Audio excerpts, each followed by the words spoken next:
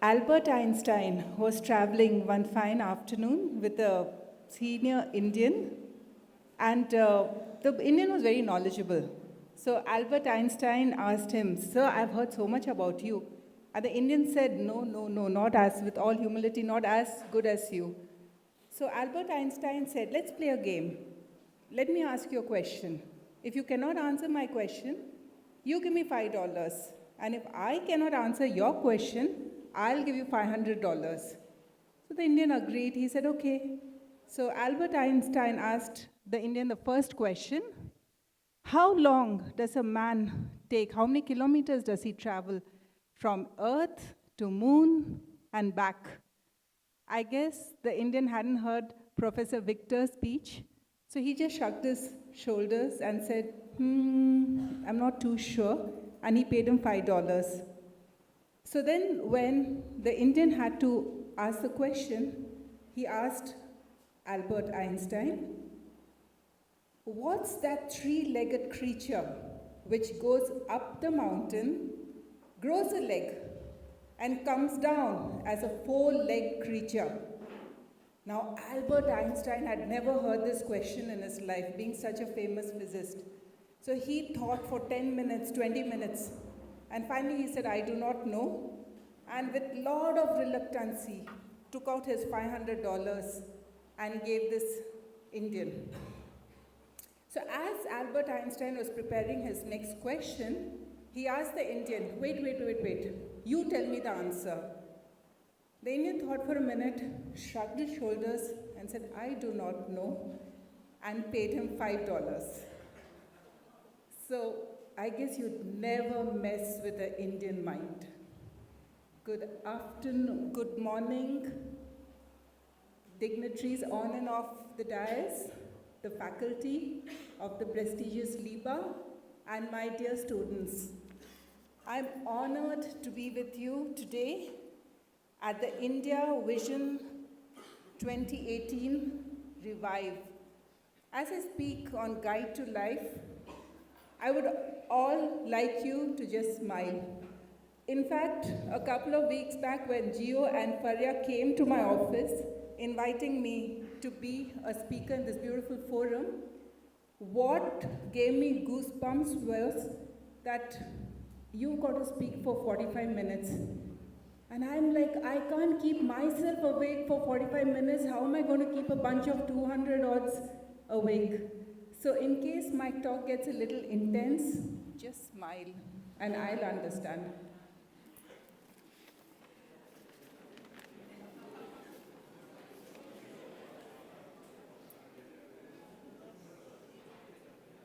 Can I start? Okay. So I'm going to use the acronyms of my S.M.I.L.E as in S. So we start with the S.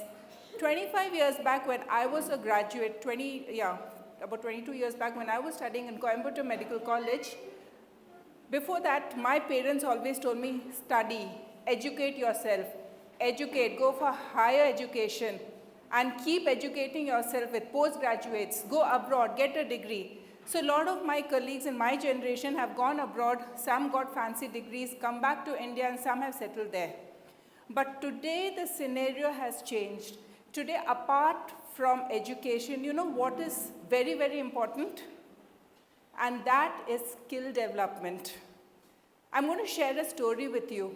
Recently, we just completed building a house at ECR, and it is a little complex project, and I needed a good plumbing consultancy. You know, plumbing now I realize is like being a doctor. I can compare it to the cardiovascular system of a human body. You have a heart, you have blood vessels, it's so complex and so intricate and so necessary. Plumbing in a house is like that. You have so many lines. You have something, the solar, the WTP, the RO, it's very, very complex. Now, we had problems with the plumbing agency initially, and a 27-year-old boy came to me and said, ma'am, just give me a chance. He must have looked just out of college. He said, I've done a couple of projects, but just give me a chance to do your project. I was a little desperate. I said, fine. And he amazed me with his knowledge. He amazed me with his technology. And I was so impressed. And now, for everything, I need Imran. And Imran's dream was that before he gets married, he wants, through his skills, to have enough resource so that he can build a house. And today, he's building his house. So I realized how important it was, other than getting your education, to skill develop yourself in a particular field. So there is some, our Prime Minister Modi ji is very, very passionate about Skill India mission, and I'm just going to quote 4 or 5 of his sentences. Skill India mission is not merely to fill pockets, but to bring a sense of self-confidence, especially among the youth. In the coming years, India will be the biggest supplier of workforce to the world. Now that's pretty impressive. Targets of Skill India initiative is that we need to formalize the informally self-learned sector. We need to provide a boost to entrepreneurship in India, and matching job creation with industry demand is the key to end unemployment. So I guess we have to skill ourselves right now. So what are the important tools you need to skill develop? So I think one and foremost is communication. We as a community, as Professor Victor had said, we are so social. We are so capable of communicating. But then along the way, we become shy. I'll quote Jim Rohn when he take advantage of every opportunity to practice your communication skills so that when important occasions arise, you'll have the gift, style, sharpness, clarity, and emotions to affect other people's lives. And when I say communication, try to also incorporate a lot of languages into you. It's important for us, of course, all of us know English, we know our mother tongue. It would be nice if we know additional languages, probably like Hindi, which is spoken in many parts of our country, and 2 or 3 more regional and international languages. It really helps in communication. Another thing, practice. Practice is just as valuable as a sale. So the sale will make you a living, but skill will make you a fortune. So it's really, really important to practice. And then there is, of course, that quest to learn more, like Imran, he was so well-versed with the technology and what he had to do for the plumbing that he was in.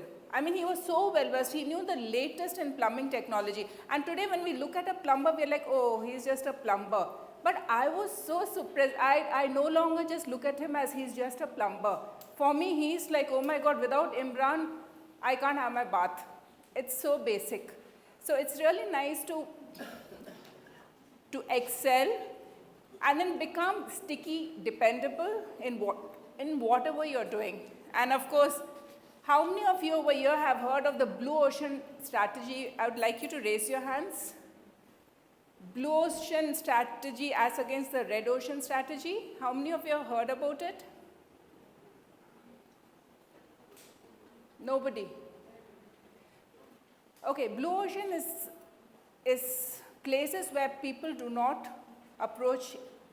It's like the Red Ocean infested with the sharks of the world, where there is too many things happening. Today, if you see in our world, there is, I think, the app industry. There's apps everywhere. That's pretty much becoming the Red Ocean right now.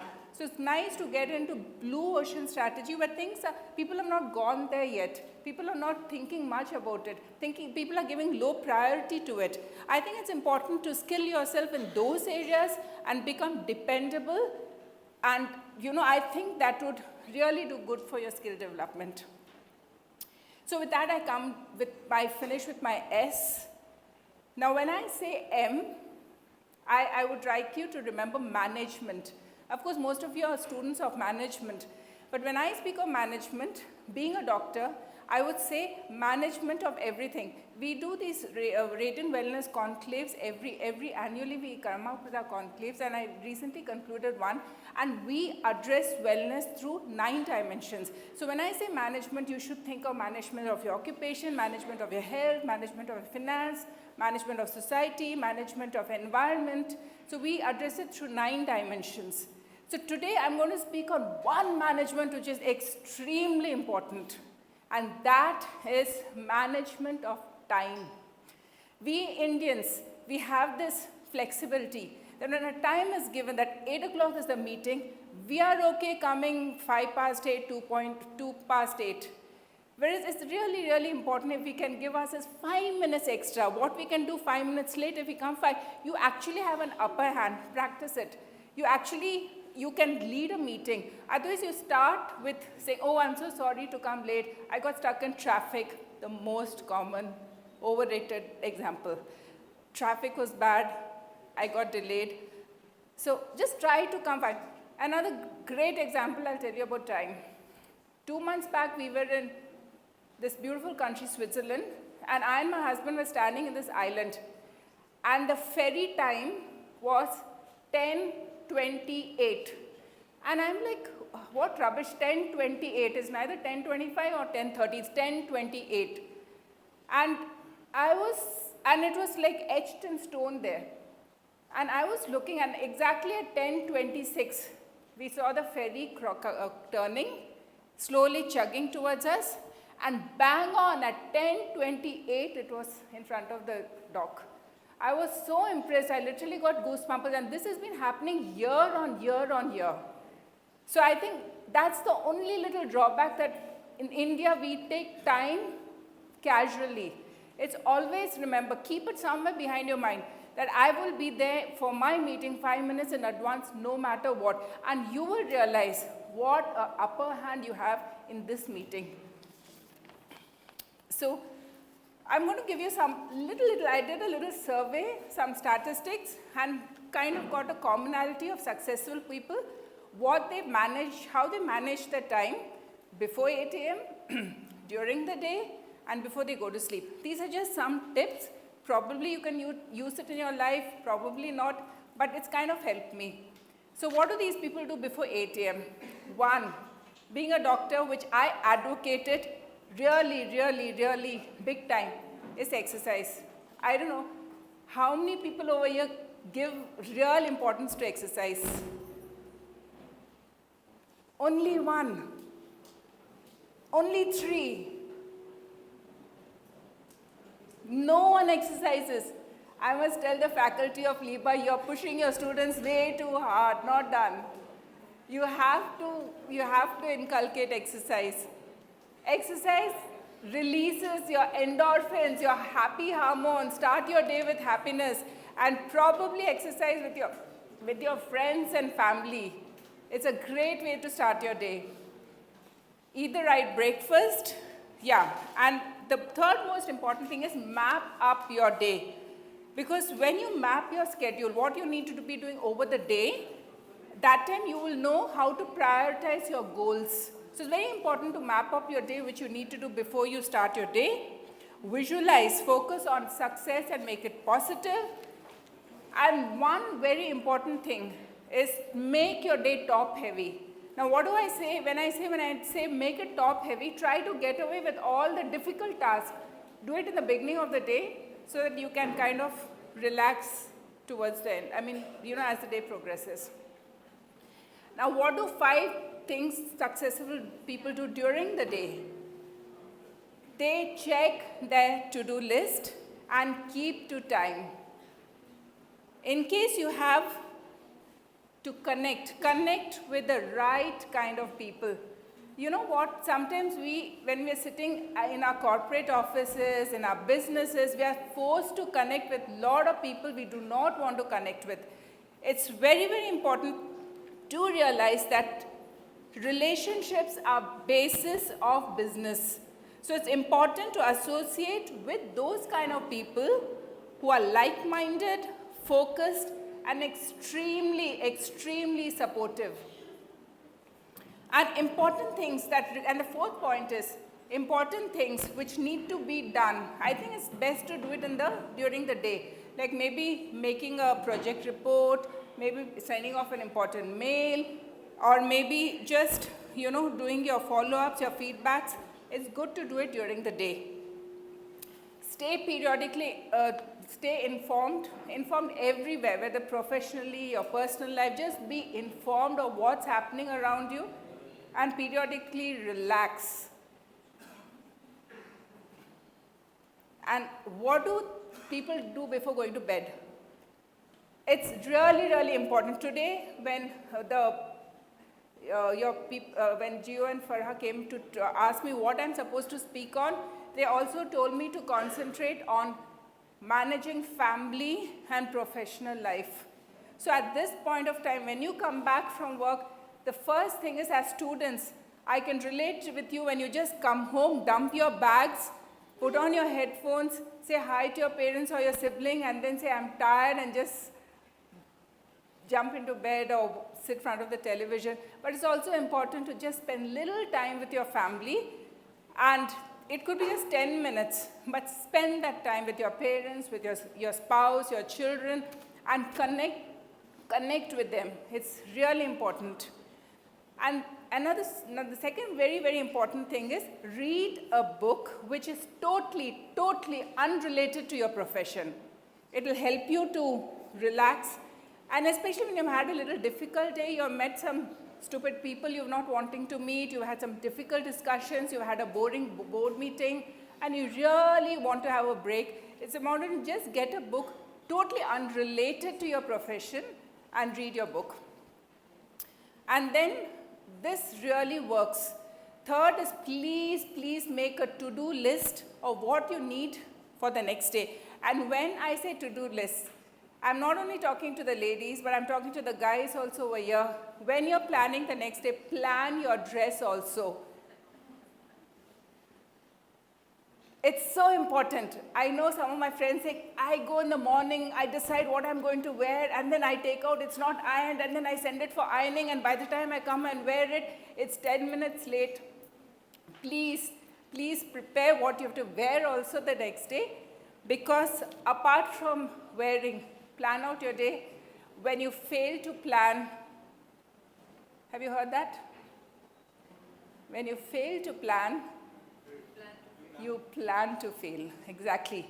So just do your to-do list. Switch off all your electronic devices, very important. The devices are really harmful. There are a lot of rays emitting in the night. Really, it messes your mind. And keep it away, to switch off, and try to get that 7 to 8 hours of sleep. Okay. Now, I has worked for me brilliantly. It's days when I have done something really, really hard. I have worked very hard, but somehow I have failed. I get up the next morning very depressed, very upset, wallowing in self-pity, crying my heart out, and saying, oh my God, life is not worth living. I feel terrible about myself, about the day, about the people, and I get up in tears. I'm sure many of you go through those days like that. No? Yeah, you get a feeling totally bad.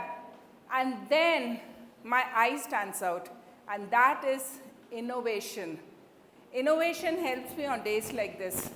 What I do is, I just get up and I say, fine, let me do something which I've not done yesterday. Let me do something crazy or something which I have never tried to do earlier. So I set a very high standard for myself. It could be just as crazy as picking up the phone and calling some person you've dreaded to call. Or it could be just going and doing some task that you have not been able to complete. So, while innovation, now what innovation can be defined simply as new idea, devices, or methods. So when you become a disruptor in this disrupted world, that is when you are innovating. So when you do that, always remember it's good to take risks. It's good to take risks when you're innovating on an idea, on a method or device, but make sure that you have some kind of a backup. And this is something which has happened to me. No matter what you do in life, no matter how hard you work, you do please always remember that there's one or two people out there who will always, always be unhappy with you. No matter how hard and how you excel, there will be those 2 to 3 people who will never be happy or satisfied. So do not work to please the world or to please anyone else, X, Y, Z, whoever they are. Just work hard for that innovation in you to get better. So what's another need to innovate? It's a feeling of, that you feel different, you feel that you're out of the box, and you actually become a leader. In fact, Steve Jobs himself quotes, innovation distinguishes a leader and a follower. And innovation generally happens due to a necessity. One very, very important thing, once you've done your thing, you're innovating, you're coming up with something new, you're planning, you're working, do not regret of what you've done. Many old people that I have met, they fear death because they're carrying so much of regrets in their life. I wish this, I wish that. In fact, I don't know how many of you have seen a recent forward. I saw this person talking of an old age home in Kasi, Varanasi, where people come in the last 15 days to die. So he met the person who runs this particular high-end home care where people know that in 15 days they're going to pass away. And he has met this guy who has seen people in the last stages of their death. And there was one particular elderly person who said, I'm going to pass away on 6th of Jan. Can you tell my younger brother to come and visit me on 5th of Jan? So he says, fine, I have not spoken to my brother for 30 years and the regret is killing me. Can you please ask him, tell him his brother is dying, he's in Kashi and he wants to see him. So they got his brother, he came there on 5th of January, and the elder brother just looked at him and said, I'm sorry. I regret that we haven't spoken for 30 minutes. For whatever has happened, I'm terribly sorry. And the younger brother was inconsolable. They embraced, they cried. And in the evening, he said, today, I'm a man without regrets. And he passed away peacefully the next morning. And this is a true life incident. So in life, whatever you do, just do not regret. And when you fail, how many of you like to fail over here? I mean, honestly, I'm saying, just raise your hands. How many of you like to fail?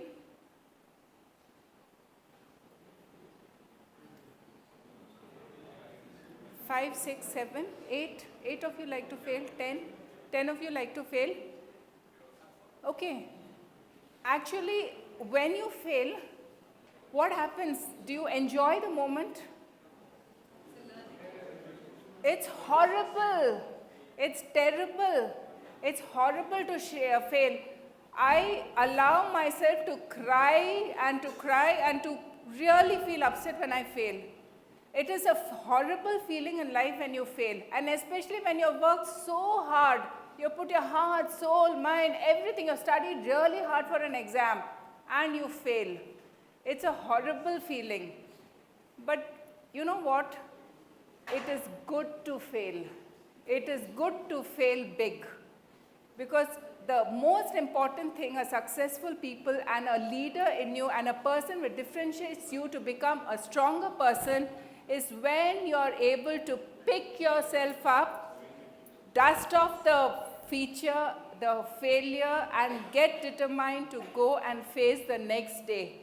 Because after 7, 8, or 10 or 20 attempts of failure, when you succeed, the taste of success is very sweet.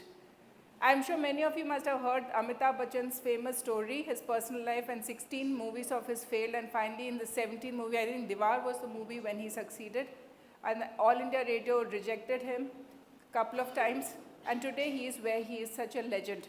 So it is very important to fail. Accept failure, wallow in it, cry, have self-pity. It's okay to cry, to have self-pity, to think everything is bad, but please have the resilience to get up and try again, because somewhere along the way, you will succeed. Okay, brings me to my fourth, that's the L. In fact, I've got a deeper L, but my children were very keen that I tell the one which I am all the time telling about. L is just laugh at yourself. Just laugh at yourself. Don't take yourself too seriously. Life is too short. We are all temporary. In Shakespeare's own world, we are very temporary. We are artists in this stage of world where we come and go. Just don't take yourself seriously. Laugh at yourself. But that's besides the point. When I say L, I mean legacy. All of you have to be determined to leave a legacy behind you. We have heard of the common saying, we come empty-handed, we go empty-handed. But I defer to say, we do not go empty-handed, we go back leaving a legacy. And what is your legacy? So when I say legacy, a normal person, a person who's just coming to live a life from, say, morning 12, whatever, he gets up, wakes up, and takes it as another day, seeks opportunities, uses it. But what is the legacy which you would like to leave behind? It is to recognize opportunities, take opportunities, and make full use of it. When my daughter Angela I was carrying her in Jamnagar, I was feeling fat and immobile and very comfortable resting in my home. My husband was in the army those days, and a senior officer's wife, the senior most officer's wife, she called all the staff officers' wives for a meeting, and she said there's this big delegation coming, and it's a very important delegation coming all over from India. We have to organize one-day program. Morning it will be all serious talks and conferences, and evening is a social do. And I have to give you one person among you are going to be responsible to conduct it and plan it, of course with a team of your colleagues.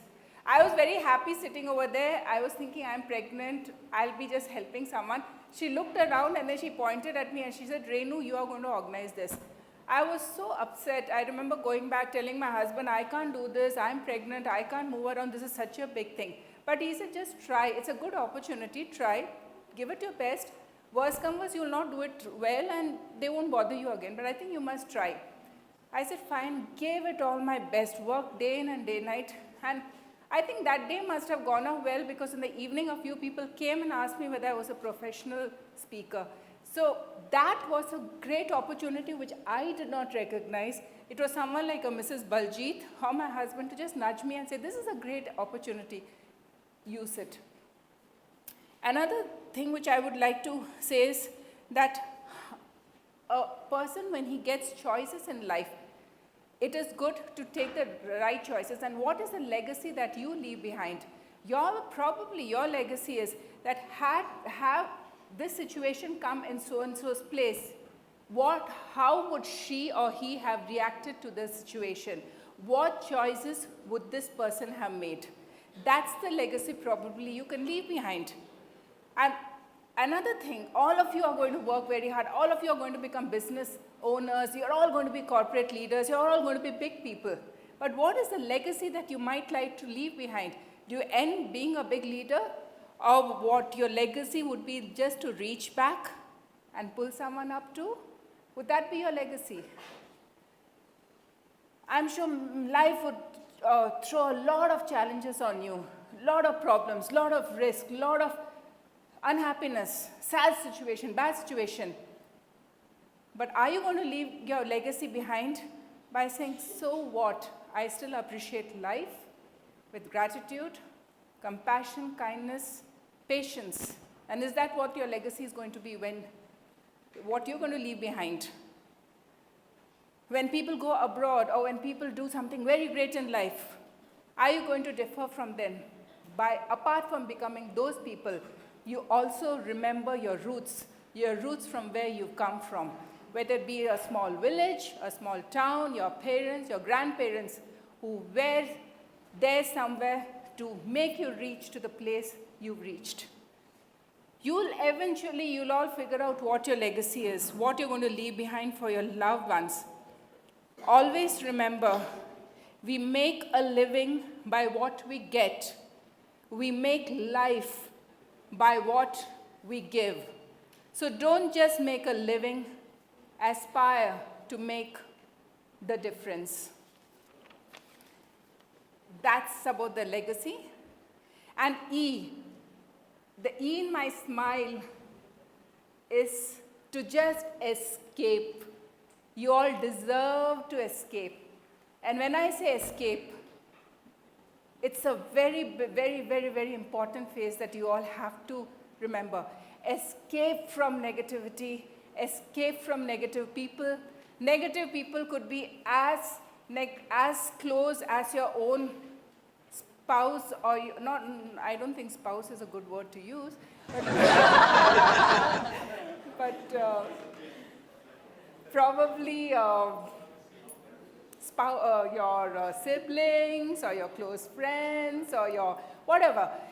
Escape from it. So what if they're so close to you? If they're not getting the best of you, it's okay to just spend less time with them. It's absolutely okay. Escape from them because it's not doing good for you. Escape from negative emotions like anger, jealousy, and envy, because these are hot coals that you're carrying in your body. You just let go of them. If you have to go and say sorry to someone, it's just a one-letter word, go get it and done with. But escape from feeling the guilt and the burden or holding that emotion. Escape from negativity, escape from negative emotions, and escape and go there, chase your dreams, pursue it. And dream with a goal. Because if you dream without a goal, it fuels disappointment.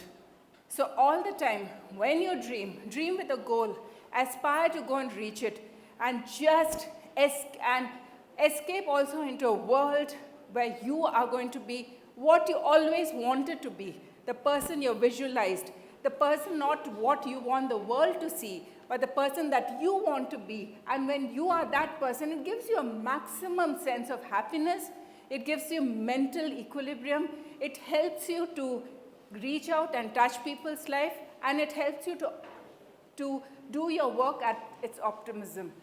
So escape.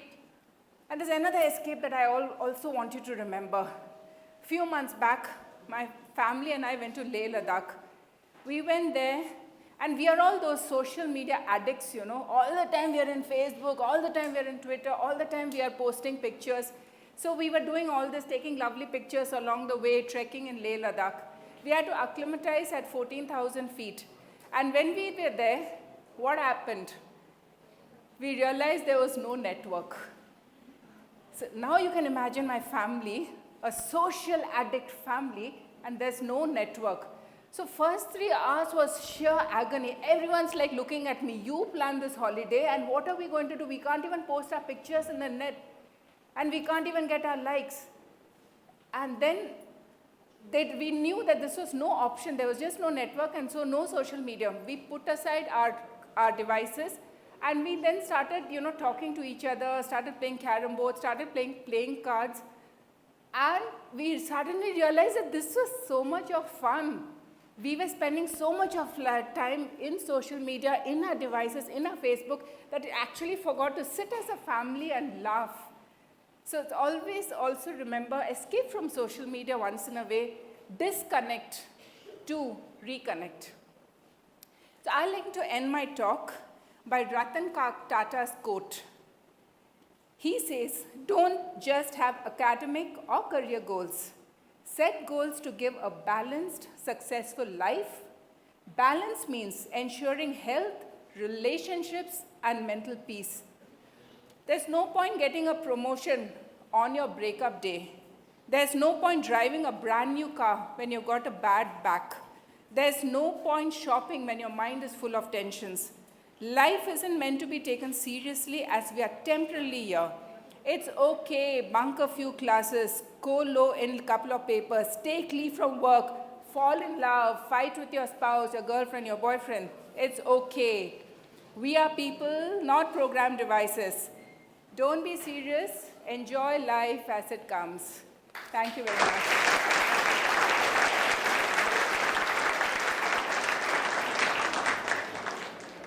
Can we have a round of applause for Dr. Renuka David and her awesome speech given to us today?